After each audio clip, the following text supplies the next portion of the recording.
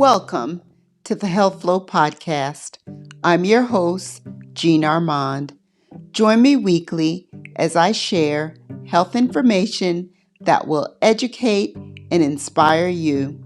Please consider supporting this podcast by listening, subscribing, and rating. You can also support future episodes by making small monthly donations. Once again, welcome to the Health Flow Podcast.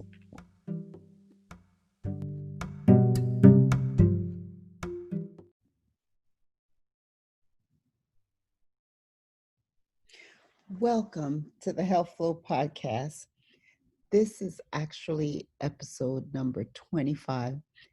That's like almost half a year, y'all. I've been doing this for 25 weeks, a week away from 6 months. And I've really been enjoying the podcast. I've myself have been learning a lot. I've grown a lot.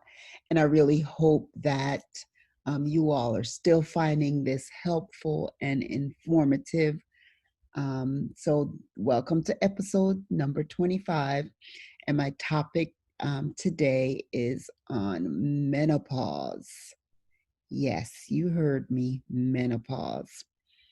So, it's actually mind blowing to me as I was doing research. And, of course, menopause is something I am in and am experiencing. And there's actually a website called Meg's Menopause. I thought that was her website. Actually, it's very good. From just the basic medical terms, I think it's explained in a way that you could really understand. But what was mind blowing for me is that, she listed 34 symptoms that women experience associated with menopause. Of course, the most common ones are hot flashes, night sweats, loss of libido, vaginal dryness, and irregular periods. But those are just the common symptoms.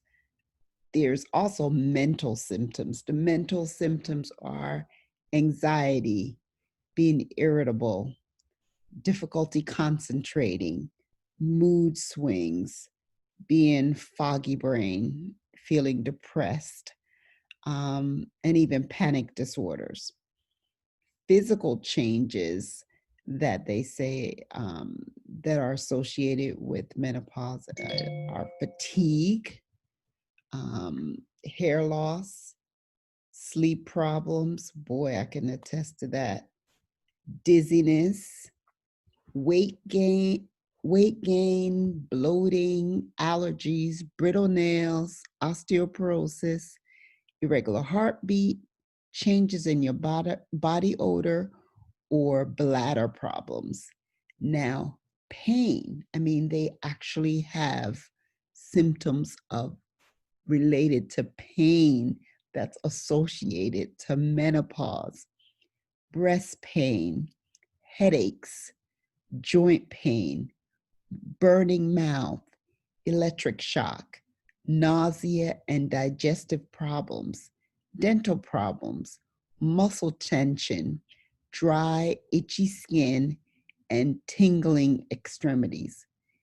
If all that wasn't enough, that we lived lives from early teenager of having monthly periods to now, in the moments or years leading up to stopping that, we now have to get all these different symptoms.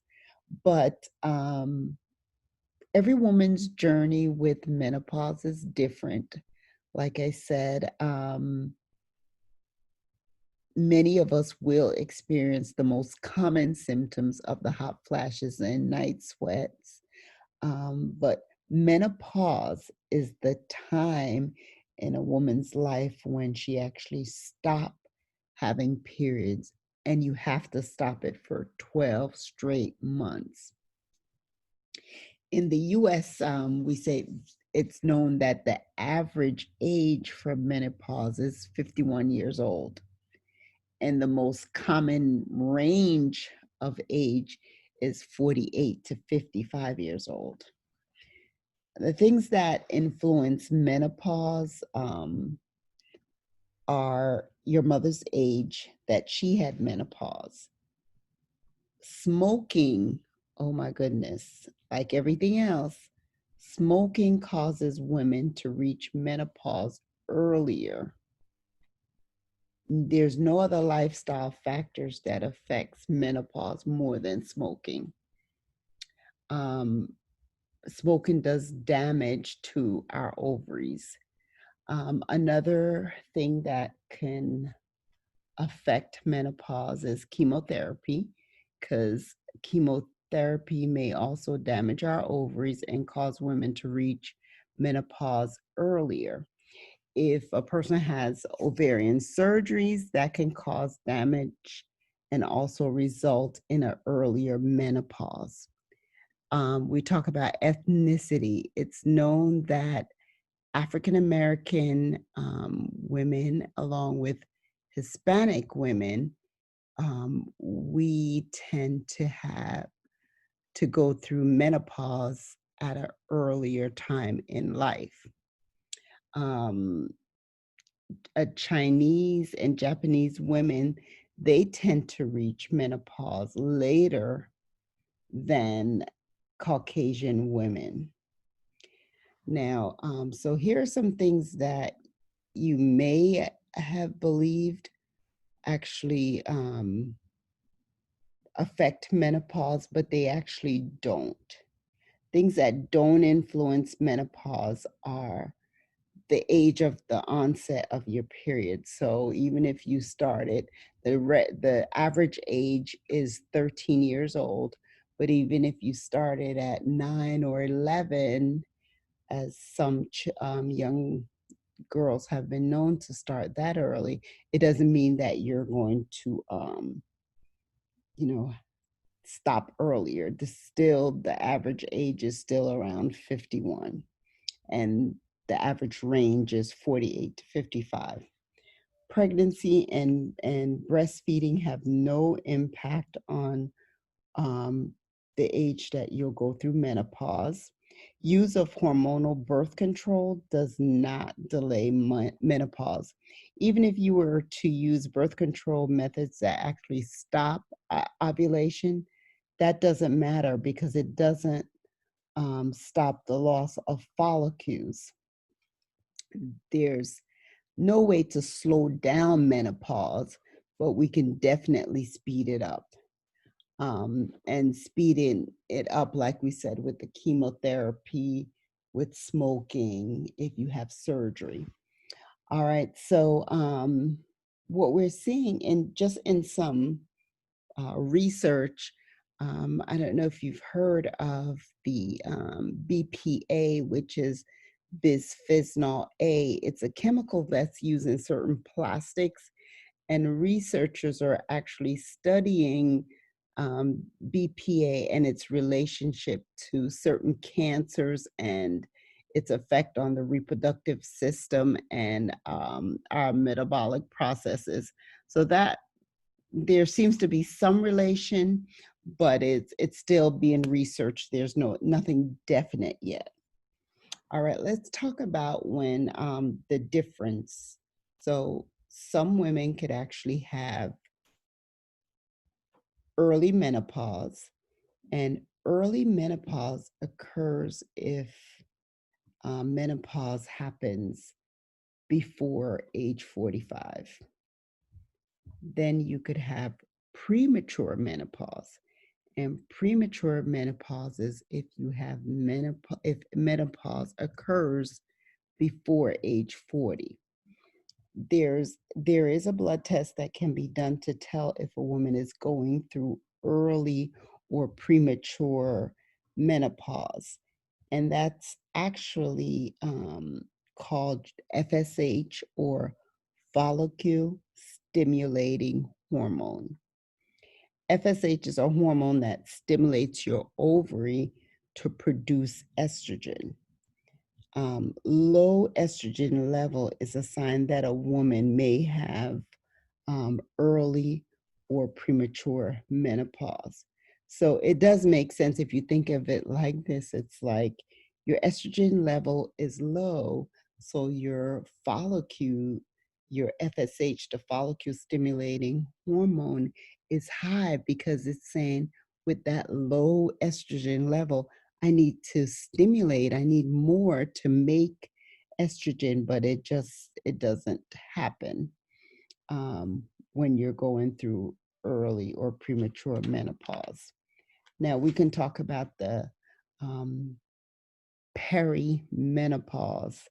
Now, the peri-menopause is, it happens before you actually get into menopause, and it could actually last an average of 4 years. That you, what you actually do is you're in the perimenopausal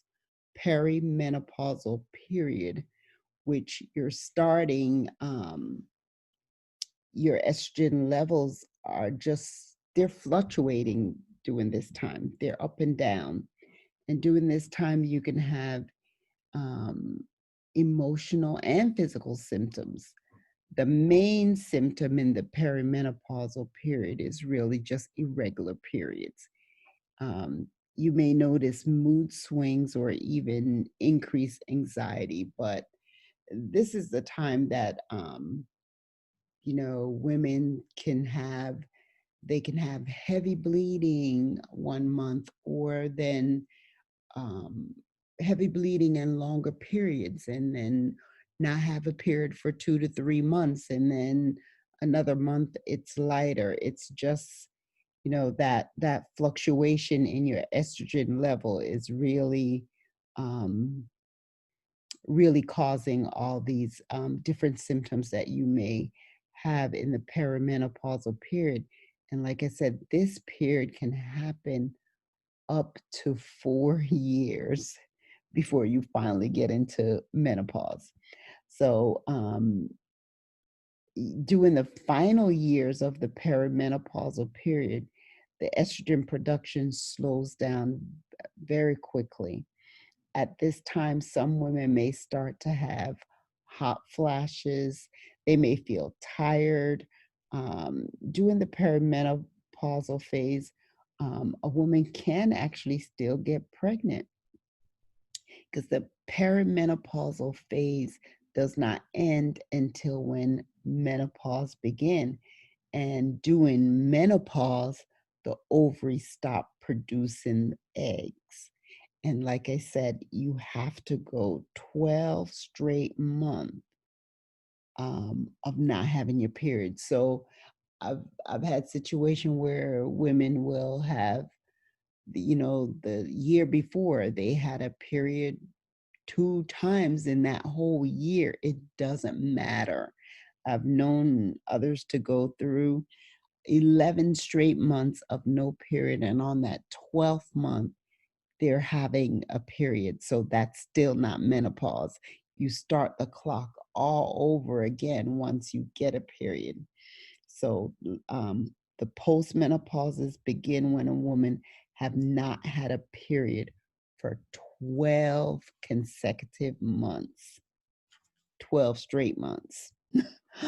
Unfortunately, when you do get to the postmenopausal period, it's not like, okay, I've arrived to this postmenopausal period, so you have a rebirth or relief of symptoms that you may had during the menopausal period. No, it varies from women to women.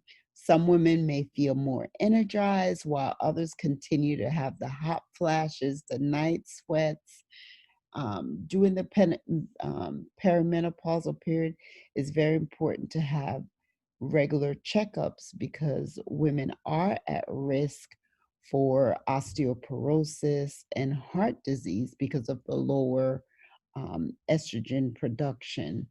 Um, Most during the postmenopausal period, women can actually lead healthy lifestyle, and the way they do this, it's very important during this time to have healthy your annual checkups, exercise regularly, take vitamins as needed, especially, especially if you have osteoporosis, you may need your calcium and your vitamin D. And this is just a time that you should really know, be in tune with what's going on um, with your vitamin levels, because vitamin D is a hormone, and it's known that low levels of that you'll have decreased energy.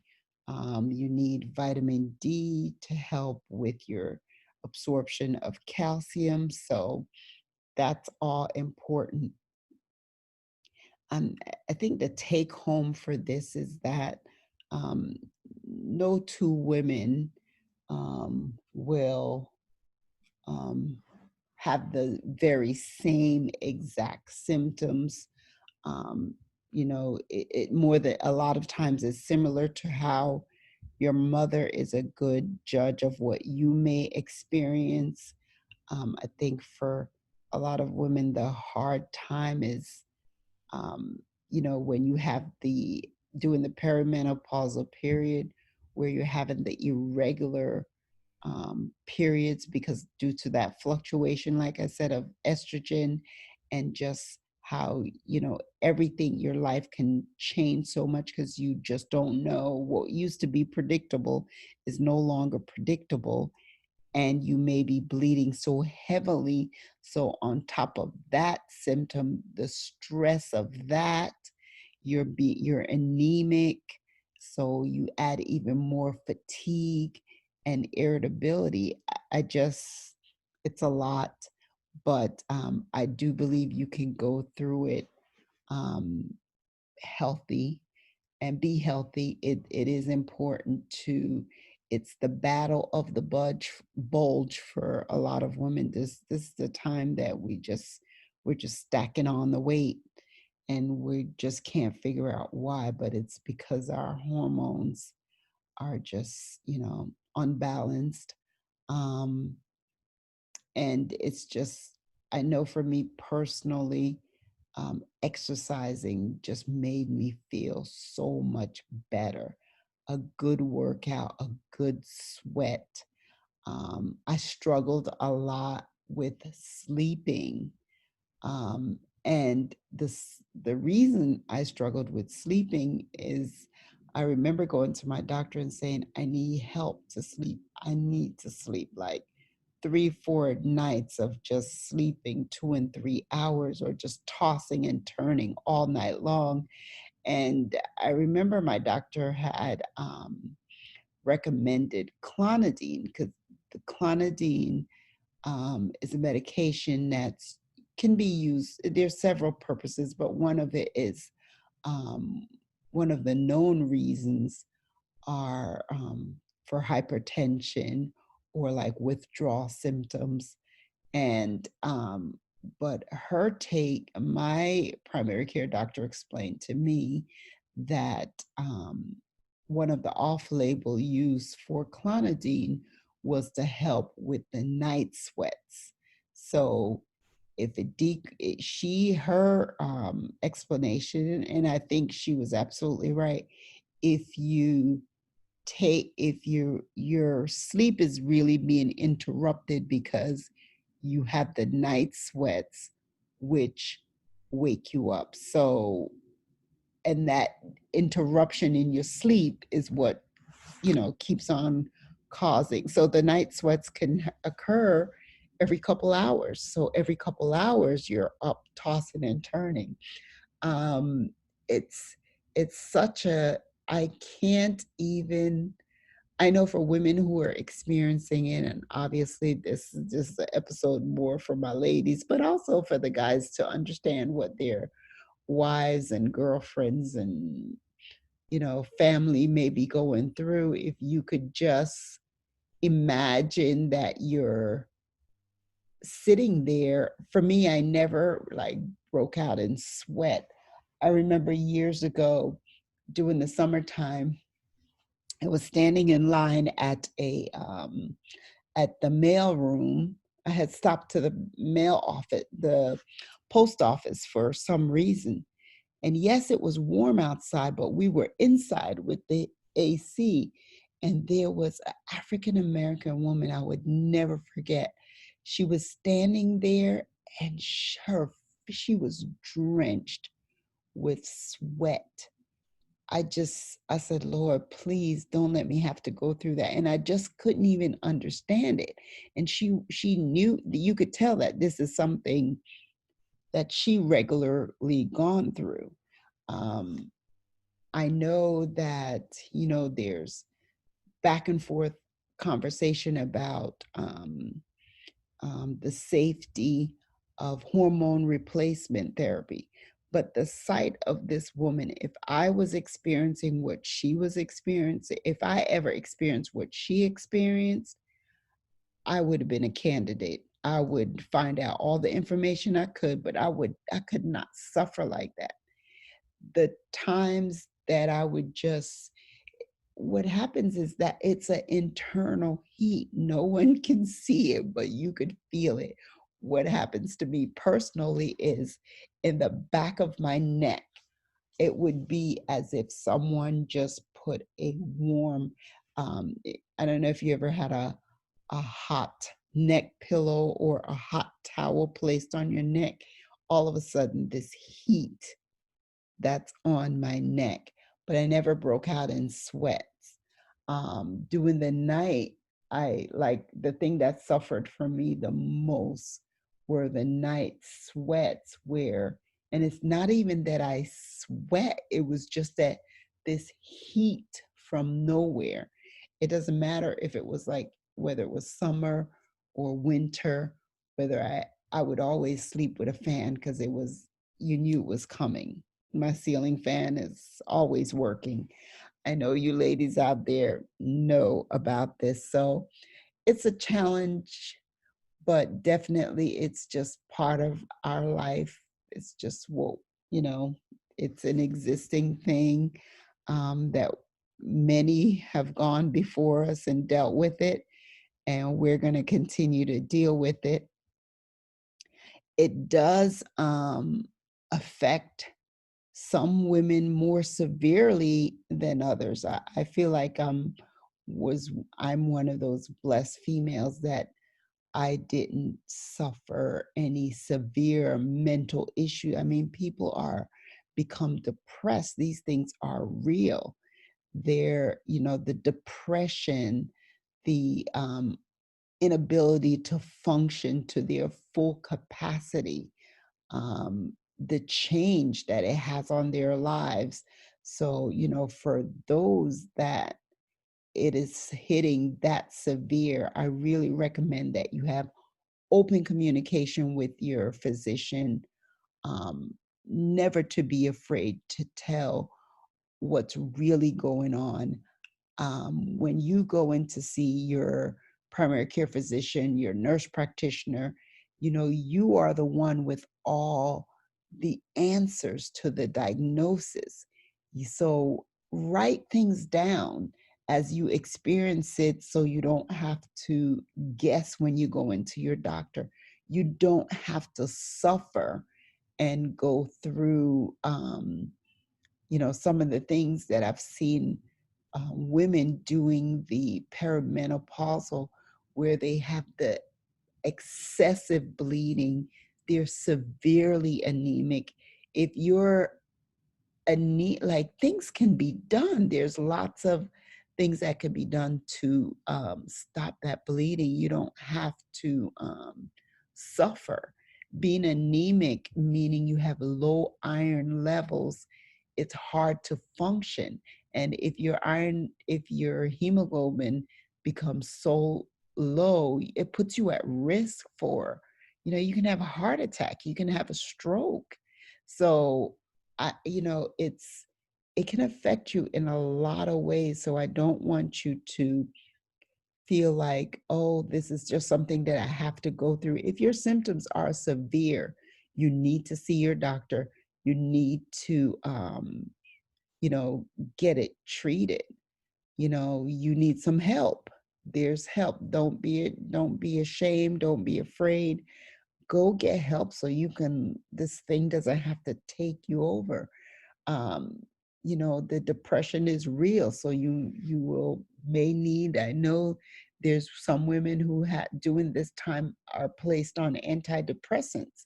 Not that I'm one for putting people on drugs, but if you've done everything else, if you're exercising, you're eating healthy, you're getting counseling, and you're still having overwhelming depressive thoughts, it's time for you to get some help. It really is. So I really hope that you found this information about menopause helpful. Like I said, menopause occurs when um, a woman stop having periods for 12 months period. It can happen anywhere from age. In the United States, our average range is 48 to 55. Menopause is caused because of changes in our hormone level. um, when our body is most fertile, estrogen and progesterone keeps our periods and the productions of eggs regular. But as a woman, as you age, you can't store as many eggs in your ovaries as you used to, and you know you may find it hard to conceive. Um, this is because your body is producing less estrogen, and the gradual process is called, as we decrease, is called menopause. So right from when you first start, right from, you know, your first period, it's a gradually we're losing um, the eggs as we age. And like I said, it's just amazing to me that we could have 34 symptoms associated with menopause. Um, and it's just important to also understand, you know, people can have premature menopause um, for a variety of reasons. So, even some enzyme deficiency and autoimmune diseases that affect your hormone in your body. And of course, cancer, radiation, chemotherapy, and surgery and hysterectomy, all those can have effect on women having early menopause.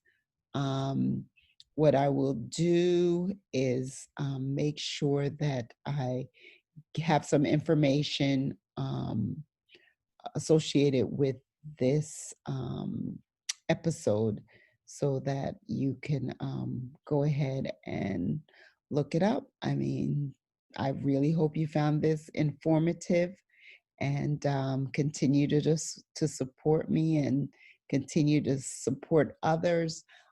This year and for 2020, I need to know that you're there listening. I'm asking you just to at least go ahead and subscribe, and go ahead and write any comments that you need to. And also I want to know what you want to know about when it comes to your health. Some topics, please feel free to email thehealthflow@gmail.com with your topic request. Thank you so much for joining the Health Flow podcast, and have a blessed and happy new year.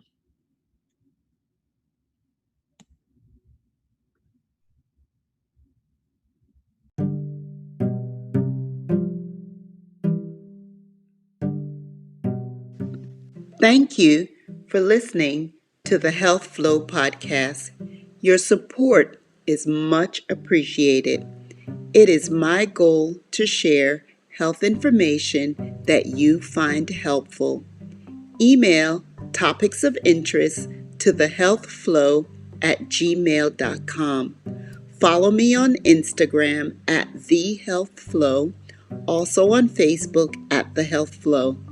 Don't forget to subscribe, rate, and share. Until next time, keep your health flowing.